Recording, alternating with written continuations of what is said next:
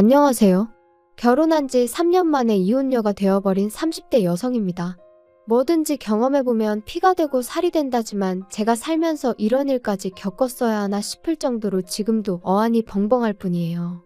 그리고 이제 와서 이런 말이 다 무슨 소용인가 싶지만 솔직히 처음부터 친정부모님은 사윗감인 전 남편을 탐탁치 않아 하셨거든요. 하지만 그때는 모든 부모들 눈에는 자기 자식이 최고로 보인다잖아요? 그래서 저희 부모님도 그러시는 거라고 크게 신경 쓰진 않았는데 제가 정말로 어리석었네요. 남편하고 처음 만난 건 제가 카페에서 아르바이트를 하던 때였어요. 사실 저는 원래 그래픽 디자이너라는 직업을 가지고 프리랜서로 활동하고 있었는데 제가 하는 일이 뭐랄까 성수기 비수기가 있다고 해야 할까요? 그래서 일이 많은 달에는 정말 눈코 뜰 새 없이 바쁘고 또 일이 없는 달에는 이렇게 한가해도 되나 싶을 정도로 일이 없기도 해요. 그리고 그렇게 시간이 많이 남을 때면 친한 친구가 하는 카페에 가서 말은 아르바이트라고 하지만 일도 도와주고 대신 커피에 대해서 배우기도 하고 그러며 시간을 보냈죠. 참고로 커피를 배워놓는 건 사람 사는 게 어떻게 달라질지 모르잖아요. 그래서 나름대로 제2의 직업 겸 노후 준비 겸 그렇게 겸사겸사 배워놓는 거라 크게 힘들진 않았네요. 아무튼 남편이 제가 너무 자기 스타일이라며 번호를 물어봤는데 솔직히 나이 31에 그런 소리를 들으니까 상황 자체가 웃기기도 하고 재밌더라고요.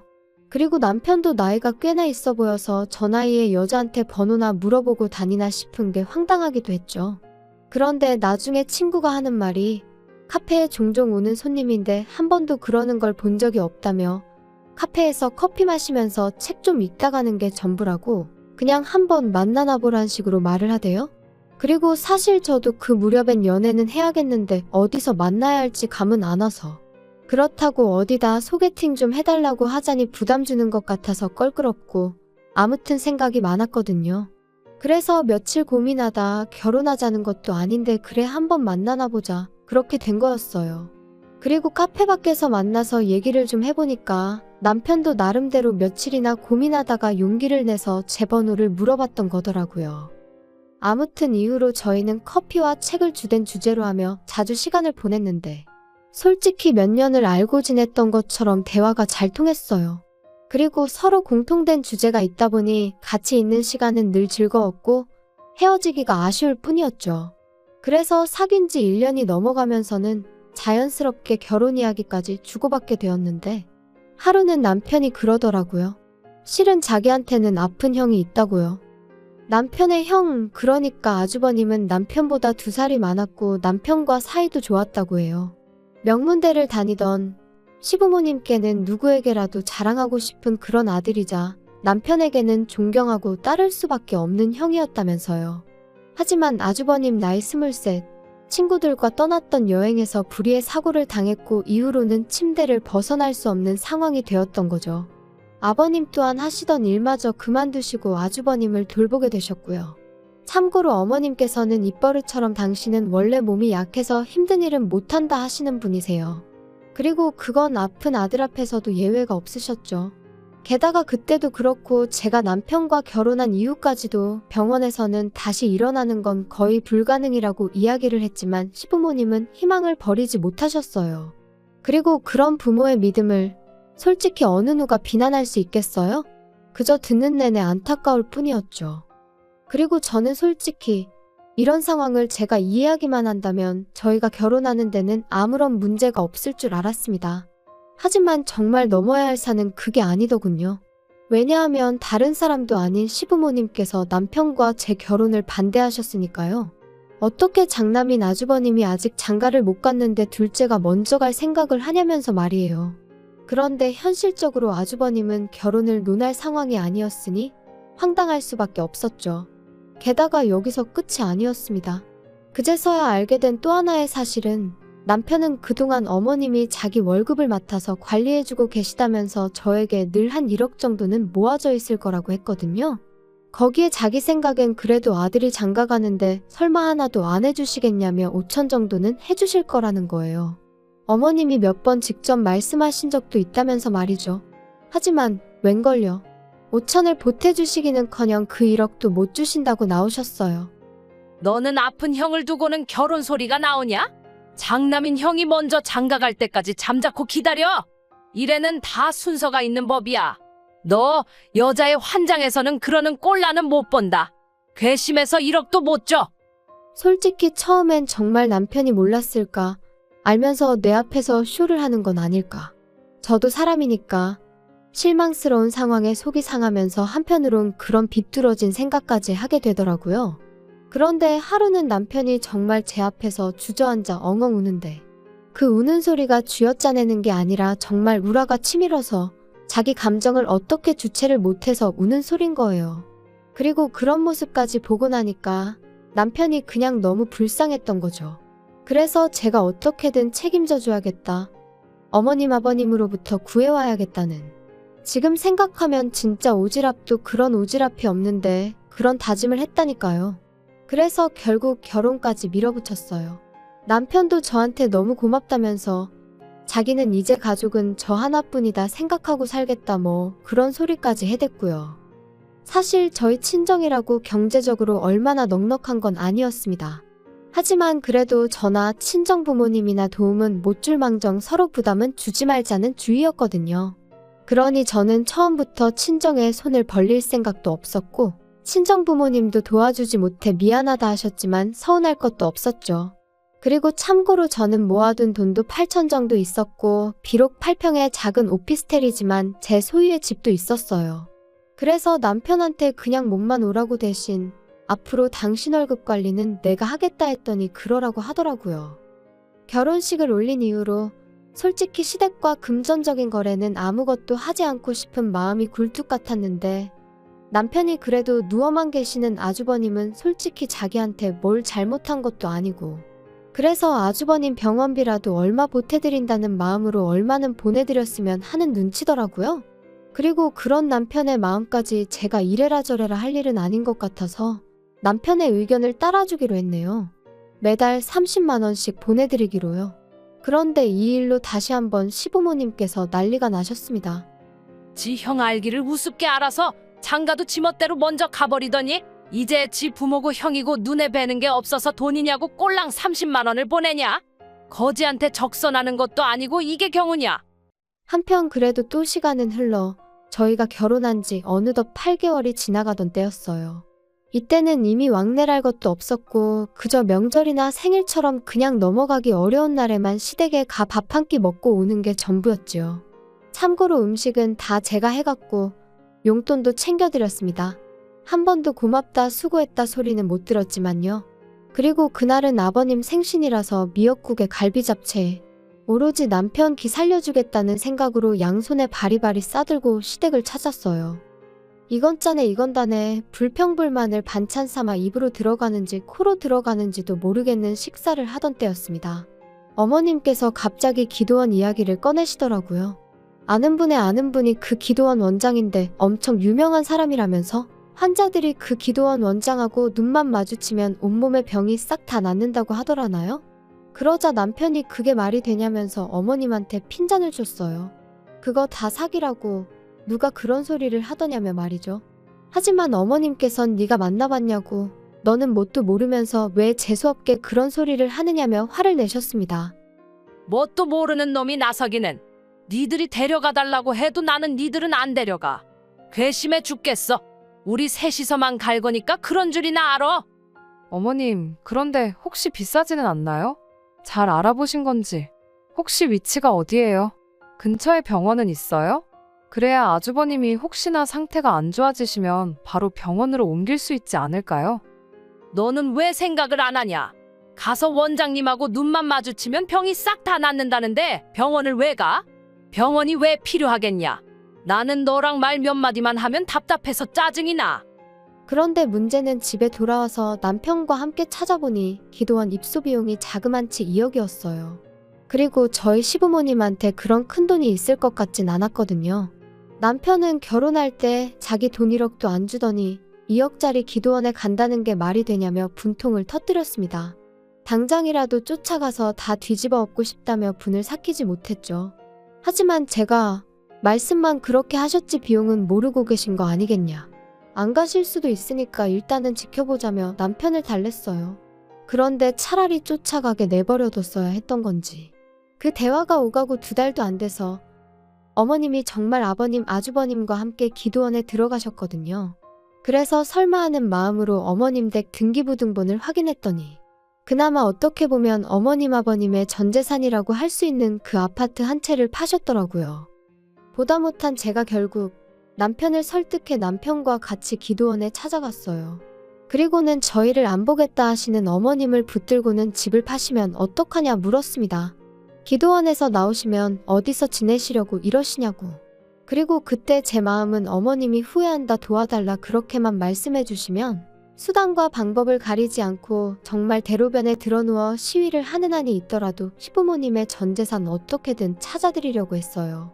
정말 이를 갈고 작정을 하고 갔거든요. 그런데 어머님 말씀이 우리 잘난 장남은 이제 곧 다 나사서 멀쩡해질 거다. 그러면 저 잘난 머리로 돈 벌어오는 건 일도 아니야. 둘째 너가 주는 그 잘난 30만 원 다 필요 없다. 너도 네 형이 얼마나 잘나고 똑똑한지 알지? 나는 걱정은 요만큼도 안 된다. 그러니까 쓸데없는 소리 하지 말고 와서 기도하는데 방해 좀 하지 마라. 부정 타면 재수 없다고. 그런 어머님한테 저희가 무슨 말을 더 할 수 있었겠어요. 그래서 그때 처음으로 남편한테 제가 나는 시부모님한테 정말 두 손 두 발 다 들었다. 이제 나한테 아무것도 바라지 말라 했습니다. 그랬더니 남편도 자기도 질릴 대로 질려버렸다면서 알겠다고 하대요. 그래서 전 정말이지 남편이 제 노력을 알아주고 있다고 믿었고 우리의 뜻이 같다고 확신했었는데 황당하게도 기도원에 들어갔던 3사람은 1년 만에 기도원에서 쫓겨나듯 나왔습니다. 알고 보니 기도원 입소 비용은 1년마다 새로 내야 하는 거였는데 시부모님 형편에 또 한 번 2억을 만든다는 건 어림없는 일이었으니까요. 그런데 저를 더 황당하게 한 건 남편이 시부모님 지내실 전셋집이라도 구해드려야 할 것 같은데 이를 어쩌면 좋겠냐고 저를 떠보더라고요. 어이가 없어서 제가 우리한테 그럴 돈이 어딨겠냐 했어요. 그랬더니 한다는 말이 이제껏 자기 월급을 제가 관리하지 않았냐면서 자기 돈이 좀 모이지 않았냐는데 겨우 2년이었거든요. 그리고 제가 무슨 은행도 아니고 남편 돈 따로 저축하고 제 돈 따로 저축하고 그렇게 모은 게 아니었으니 남편이 하는 말이 기도 안 찰 뿐이었죠. 그런데 남편은 급기야 저더러 이러면 어머님이랑 저랑 다를 게 없네 어쩌네 하면서 자기 돈을 돌려달라 뭐 그런 식으로 나오더라고요. 기도 안 차서 정말이지. 그렇다고 남편이 월급을 얼마나 많이 가져다 줬냐 하면 그것도 아니었어요. 그래서 치사하고 더럽다며 2년치로 1,500 줘버렸네요. 그리고는 앞으로 월급도 당신이 관리하고 대신 생활비나 반반 따박따박 내놓으라 했죠. 원래는 아주버님 요양원비만큼은 어느 정도 저희 생활비에서 부담하려고 했는데 그런 마음도 싹 다 사라져서 당신이 다 내라고 했고요. 아무리 남편이라지만 재수 없고 정 떨어지는 게 이런 건가 싶더라니까요. 그리고 요양원에 들어간 아주버님이 7개월 만에 세상을 떠났습니다. 급성폐렴이었죠. 솔직히 슬픈 것과는 별개로 후회한다던가 제가 더 잘해드렸어야 하는 데와 같은 아쉬움이랄지 그런 건 별로 느끼지 못했는데 그도 그럴 것이 대화가 불가능한 상황이었으니 제가 뭘 하고 말고 할 게 없었으니까요. 하지만 시부모님과 남편은 슬픔을 주체하지 못하는 눈치였고 특히나 어머님은 아주버님이 세상을 떠나게 된 이유를 어째서인지 저한테서 찾으려고 하셨습니다.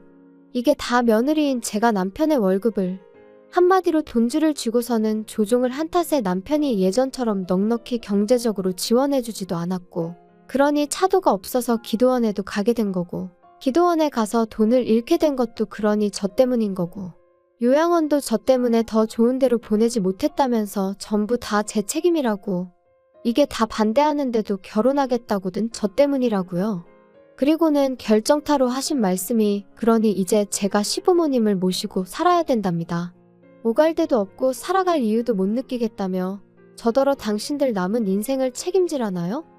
말도 안 되고 기도 안 차서 억지 좀 쓰지 마시라고 그랬어요. 그리고 저는 이때까지도 남편이 저와 한마음 한뜻일 거라 생각했거든요. 그래서 남편더러 말이 되는 말씀을 하셔야지.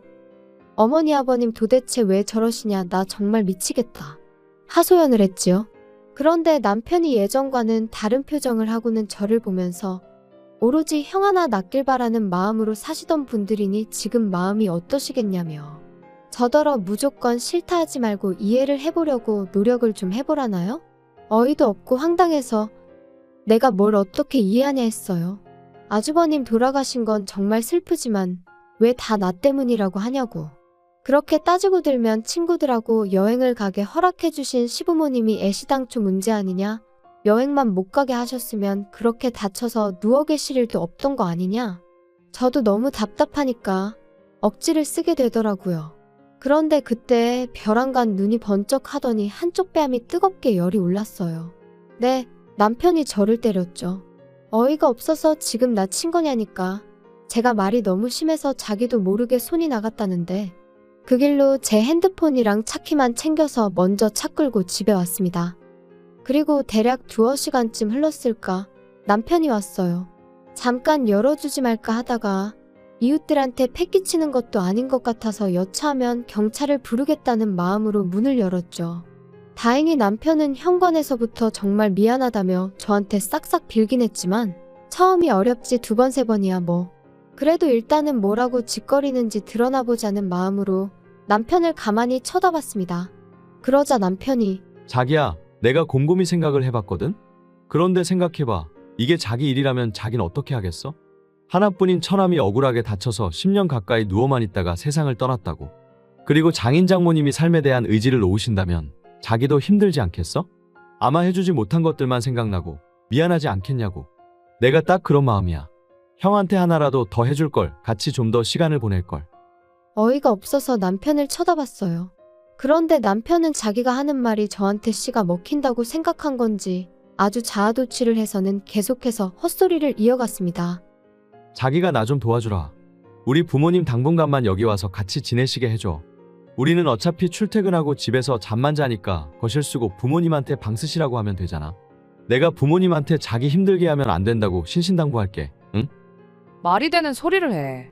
지금 둘이 사는 것도 빠듯한데 어떻게 8평짜리 집에서 넷이 살자는 거야? 그리고 시부모님을 당분간 모시자니 당분간이 얼마나를 말하는 건데. 설령 일주일이라도 불편해? 절대 안 돼. 진짜 너무한 거 아니야? 나 자기가 월급 통장 달라고 해서 그거 다 줬었고 자기가 어떻게 관리하는지 한 번도 간섭한 적 없어. 마음 같아선 50만 원씩 드리고 싶었던 것도 30만 원 드린다 했을 때 서운했지만 말 안 했고. 너 진짜 가지가지 한다. 우리 친정부모님은 10만 원씩 드린 거 기억 안 나? 그리고 그나마도 시부모님 전세자금 해드린다고 다 가져갔잖아. 진짜 쓸데없는 소리 한 번만 더 해봐. 나 안 참아. 안 참으면 뭐 어쩔 건데. 됐어. 내가 내일 모시고 올 테니 그냥 그런 줄 알아. 내가 너한테 허락 구하자는 거야? 이 집이 네 거야? 부부가 같이 사는 우리 집이지? 그러니까 네 뜻대로만 하는 건 억지야. 이제 보니 정말 피는 못 속이는구나. 법적으로 내 집이거든? 그러지 말고 그냥 이혼해. 네가 혼자 나가서 시부모님 모시고 살아. 그렇게 모시고 싶어서 뭐 하나라도 더 해드리고 싶어서 지금 사리분별이 안 되나 본데. 나도 지쳤어. 그냥 제발 나가. 이쯤에서 다 그만두자고. 뭐? 지금 이혼이라도 하자는 거야? 그리고 저는 결국 친정아버지와 남동생에게 전화해 집으로 와달라고 했어요.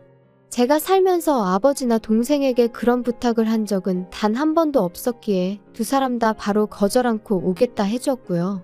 그러자 남편도 쫄았는지 저더러 치사하네 어쩌네 해댔고 저는 그렇게 도망가려는 남편을 붙들고 늘어졌습니다.